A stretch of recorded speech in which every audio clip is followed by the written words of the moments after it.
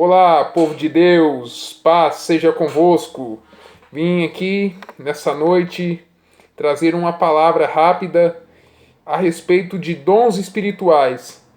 Talvez você me pergunte, depois de tanto tempo, por que eu resolvi aparecer em vídeo. É algo que eu vou tentar explicar ao longo desta palavra, breve palavra. Quero me focar mais nas Escrituras Sagradas. Em 1 Coríntios capítulo 14, versículo de número 1, vai nos dizer o seguinte: segui a caridade e procurai com zelo os dons espirituais, mas principalmente o de profetizar. Por enquanto eu vou me deter nesse versículo aqui. A Bíblia nos manda seguir o amor, procurar o amor. Ao contrário do que muitos pensam, o amor não é dom do Espírito. O amor não é dom, o amor é fruto. E tanto que Gálatas capítulo 5, versículo de número 22, Gálatas capítulo 5, versículo de número 22, diz assim: mas o fruto do Espírito é caridade, gozo, paz, longanimidade, benignidade, bondade, fé, mansidão, temperança. E não é frutos, é o fruto do Espírito. E entre esse fruto está o amor. O amor é um fruto do Espírito. E não é um dom, como muitos têm até um livro que se chama O Dom Supremo. Está totalmente errado. O amor ele é um fruto. E nós devemos seguir o amor, buscar o amor, como diz aqui em 1 Coríntios 12, 29 ao 31. Porventura são todos apóstolos? Paulo falando sobre as operações na igreja. São todos profetas? São todos doutores? São todos operadores de milagres? Têm todos o dom de curar? Falam todos diversas línguas? Interpretam todos? Portanto, procurai com zelo os melhores dons, e eu os mostrarei um caminho ainda mais excelente. E no versículo 1, Paulo fala sobre o dom de profetizar, procurar com zelo. O que é procurar com zelo? Hoje nós vemos no movimento evangélico muitas pessoas que profetizam da boca para fora. Profetizam com carnalidade. Olha, Deus me mandou entregar uma mensagem, que Deus está mandando falar, que Deus falou para mim, que Jesus mandou dizer. Olha, Deus está me mandando entregar. Deus falou para mim. Deus falou, Deus falou. A palavra de Deus é clara ao dizer: ai daquele que diz que eu falei quando eu não falei, diz o Senhor. Essas pessoas vão ter que dar conta de muitas profecias. Profecias de casamento, profecias que destruíram vidas. E a palavra profetizar, estou até com essa Bíblia aqui com vocabulário, chama Bíblia Fácil de Ler. Ela fala que profetizar vem do grego profetizo, significa falar por Deus. Quando você está profetizando, você está falando por Deus. E não é necessariamente uma mensagem de advertência para o futuro. É uma mensagem de repreensão. Deus está te usando para repreender o povo, Deus está te usando para repreender as pessoas, para chamar o povo ao arrependimento. Deus está te chamando para chamar o povo à doutrina da palavra. E que doutrina é essa? É o que Paulo deixou nas suas 14 cartas, nas epístolas da graça.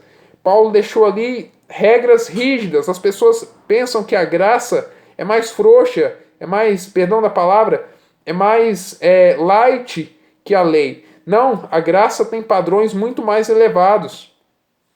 Eu defendo uma tese de que os 4 evangelhos são para novos convertidos. Os Atos dos Apóstolos é a história da igreja. A parte doutrinária da Bíblia são as 14 cartas de Paulo. O novo convertido ele deve se estudar as cartas de Paulo, ele deve se aprofundar nas cartas de Paulo. Ele deve estudar o que Paulo fala ali, para ele ter uma vida cristã sadia, uma vida espiritual sadia. E aí depois ele vai para as outras epístolas e depois para o Apocalipse, que é o que nós estamos vivendo, mas é necessário que todo novo convertido inicie lendo as cartas de Paulo, lendo as epístolas. E aqui Paulo fala em 1 Coríntios 14, segui a caridade e procurai com zelo os dons espirituais, mas principalmente o de profetizar. Profetizar é falar por Deus, como eu disse. Você profetizar, você está pregando, ensinando, você está pregando, você está profetizando.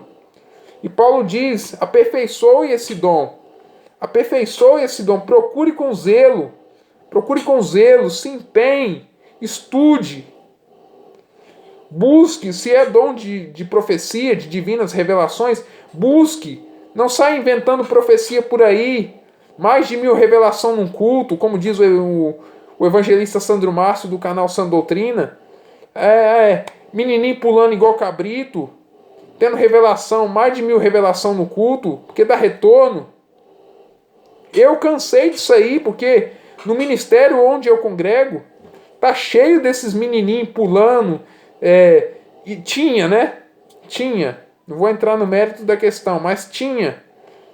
Menininho pulando que nem cabrito, revelando coisa, cuspindo na cara dos outros. E a gente passou por uma luta no ministério, teve que retirar o antigo dirigente porque estava trazendo pregadores assim. Mas não vou me deter nesse assunto. Mas só para dar um exemplo de que profetizar na carne só traz prejuízos. A profecia existe? A revelação existe? Existe. A profecia no Espírito existe? Existe. É o rema, é a palavra falada, é a Bíblia falada. Quando você fala o que está na palavra, quando você profetiza o que está neste livro. 2 Coríntios 4,13. E temos, portanto, o mesmo espírito de fé. Hoje eu até reprisei uma mensagem no canal. E temos, portanto, o mesmo espírito de fé. Como está escrito, cri, por isso falei. Nós cremos também, por isso também falamos. Você crê, você fala. Se você, Provérbios 18, 21, já ensinei muito. A morte e a vida estão no poder da língua, e aquele que a ama comerá do seu fruto. A pessoa fica falando, eu estou doente. Profetizar também. Falar algumas palavras, determinadas palavras, é profetizar seu futuro. Eu estou doente. Eu estou fraco. Eu vou morrer. Ninguém se importa comigo, ninguém liga para mim. Eu tenho que ir eu estou indo para o inferno. Eu mereço o inferno. Eu não mereço o céu. Palavras de condenação, palavras de maldição, muitas vezes que os pais lançaram, que os familiares lançaram, que os outros da rua lançaram, e a pessoa cata para si e agarra como um animal de estimação. Palavra de maldição, de estimação. E agarra para si aquela palavra de estimação e profetiza derrota atrás de derrota. Quando Romanos 8:1 vai dizer que portanto agora, nenhuma condenação há para os que estão em Cristo Jesus. Não há condenação para você. Não há condenação para a sua vida. Você é mais do que vencedor. Romanos 8:37 diz que em todas estas coisas nós somos mais do que vencedores por aquele que nos amou. Filipenses 4:13, posso todas as coisas naquele que me fortalece. Você está profetizando, você tem que profetizar o seu futuro baseado na palavra. Procurar com zelo o dom de profetizar. Comece buscando o dom de profecia, profetizando o que está escrito na palavra. Comece a declarar na palavra. Comece a declarar, por exemplo, Filipenses capítulo 3, capítulo 4, capítulo 3 ou capítulo 4. Filipenses capítulo 4, versículo 19.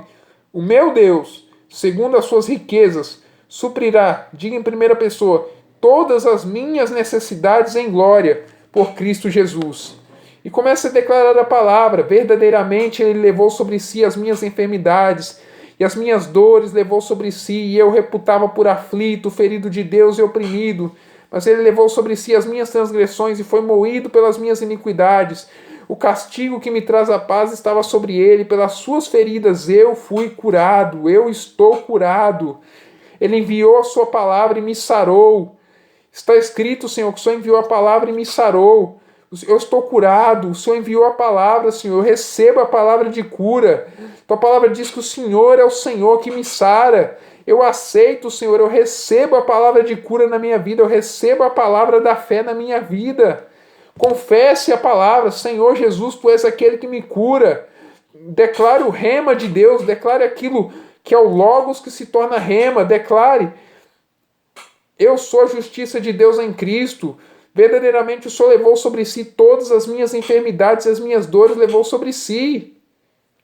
Não dê cartaz para o inimigo, não deixe o inimigo semear dúvida no seu coração, declare palavras pela fé. Versículo 2. Porque o que fala língua estranha não fala aos homens, senão a Deus, porque ninguém o entende, e em espírito fala de mistérios. Porque o que fala língua estranha não fala aos homens.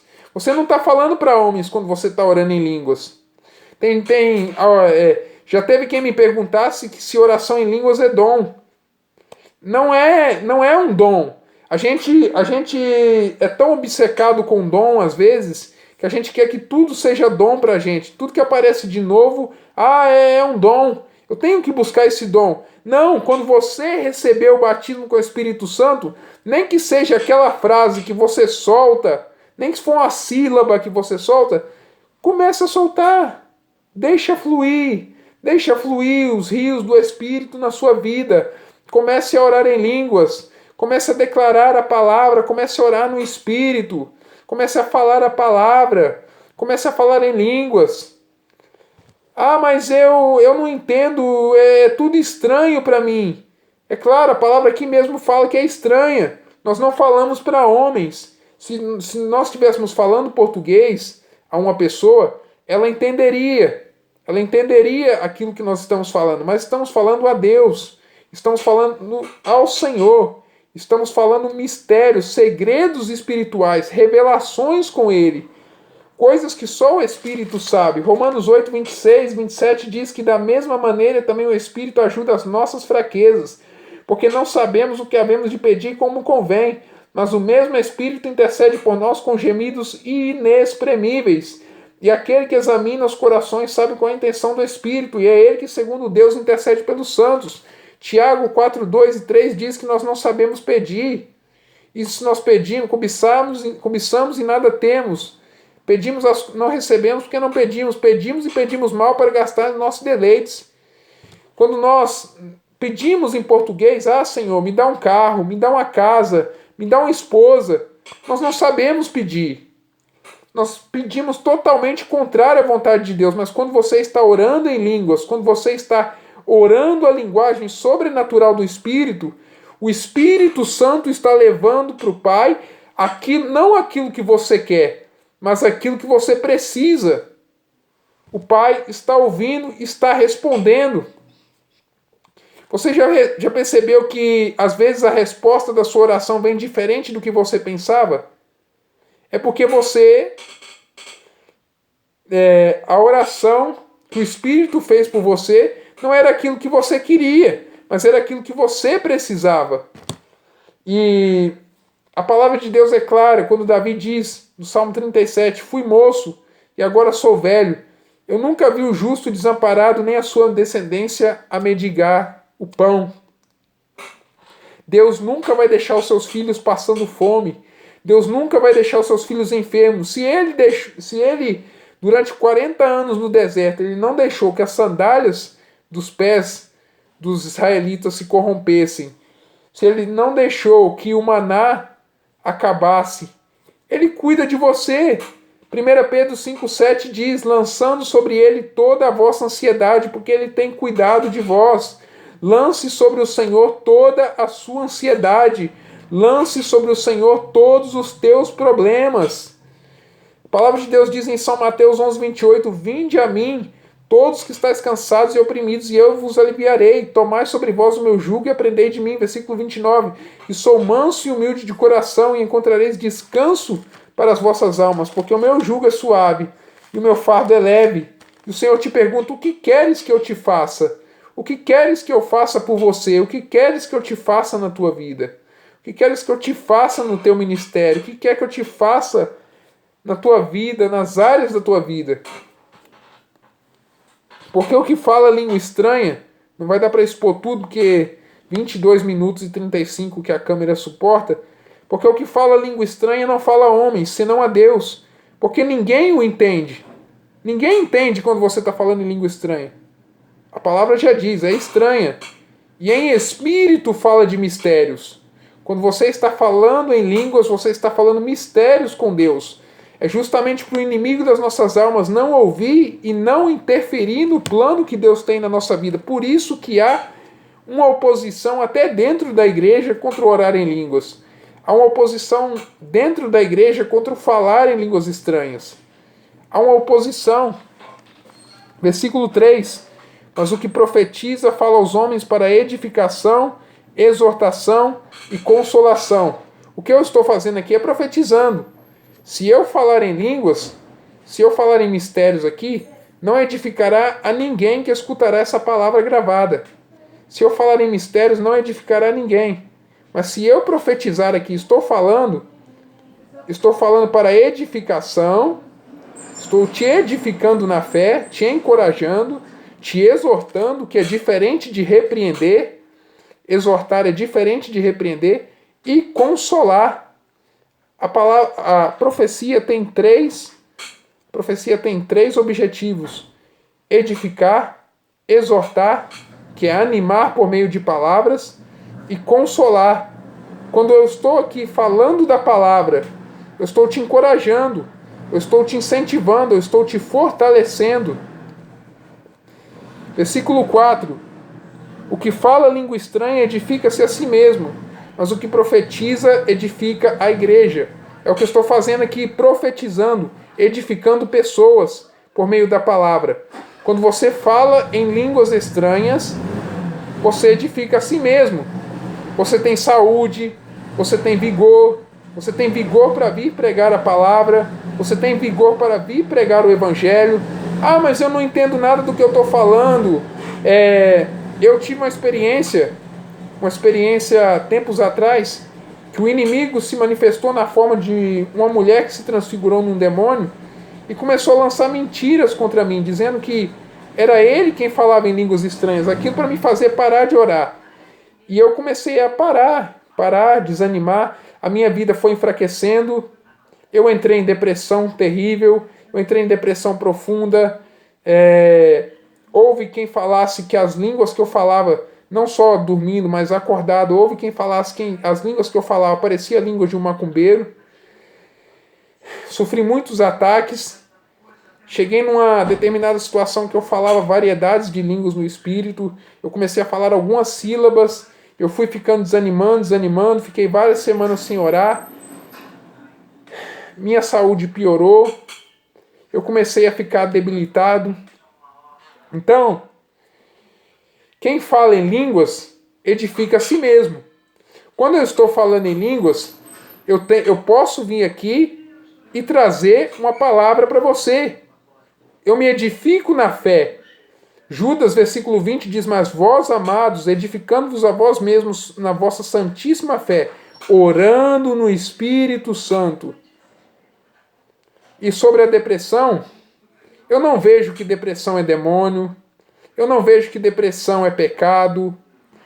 Elias teve depressão, e Elias foi o maior profeta que a nação de Israel já teve. Elias teve depressão, Elias sofreu. E eu creio que a depressão é uma doença da alma. É claro, a ansiedade e a depressão é falta de oração muitas vezes. Muitas vezes, não é todos os casos. Falta de oração, falta de jejum, falta de vigilância. Mas também a depressão pega cada um. A depressão pode pegar qualquer um, que ora, que não ora. E por isso que é necessário nós falarmos em línguas estranhas, nós orarmos em línguas, nós nos edificarmos na fé, na nossa fé santíssima. Eu disse que eu ia falar por que eu voltei a gravar em vídeo, mas hoje não vai dar. Vou ver se eu consigo ler algumas anotações que eu fiz aqui no versículo 20 de Judas. Quando oramos em línguas, o Espírito Santo nos ajuda a orar. Não sabemos orar como convém. Pega essas revelações para vocês. Romanos 8, 26. Nem pedir, certo? Tiago 4, 2, 3. Então o Espírito intercede por nós. Quem é guiado por desejos naturais nunca orará em línguas. Línguas vêm do Espírito. Orai sem cessar. 1 Tessalonicenses 5, 17. Ore em línguas sempre. A oração em línguas é o combustível que faz a fé se mover. Nossa fé é fortalecida através da oração em línguas. Ela é o alimento que nos dá força para confessar a palavra, usar de autoridade sobre os demônios, sobre as enfermidades, pois tudo isso opera pela fé. Encorajem uns aos outros a orarem em línguas. Uma andorinha só não faz verão, como diz o ditado. Cada cristão deve fortalecer um ao outro a orar diariamente de 15 minutos a 1 hora em línguas, ou vai da força e medida da fé de cada um. Romanos 12, 3. A oração em línguas fortalece o espírito, anula a alma e cura o corpo. Eis a razão porque o mal luta tanto para fazer os cristãos pararem de orar em outras línguas estranhas. Ore em línguas, e essa será a certeza número 1 de que você tem o Espírito Santo. Tradicionais honram a Jesus com os lábios, mas seu coração está longe. Deixo essas anotações aqui com vocês e volto a gravar em vídeo porque, primeiramente, eu não me adequei com o método que eu estava usando de gravação de áudio. Eu decidi gravar em vídeo novamente. Isso não anula minha vida cristã. Continuo sendo uma pessoa de oração. Continuo sendo uma pessoa de Deus que se dedica a fazer a obra de Deus. E também gostaria de falar uma coisa. O YouTube é uma rede que você entra para ver vídeos. Se você entrar para ver áudio, você vai para uma rádio. Você vai buscar uma rádio. O YouTube não é lugar de vídeo, de áudios. De ficar só áudio. De que adianta a pessoa não pôr áudio? Não estou generalizando os pregadores aqui, mas de que adianta a pessoa não colocar só áudio, mas colocar a foto dela? É a mesma idolatria. Então eu prefiro gravar em vídeo e continuar pregando a sã doutrina, e assim Deus se agrada. Amém? Fiquem todos na paz do Senhor Jesus. Paz seja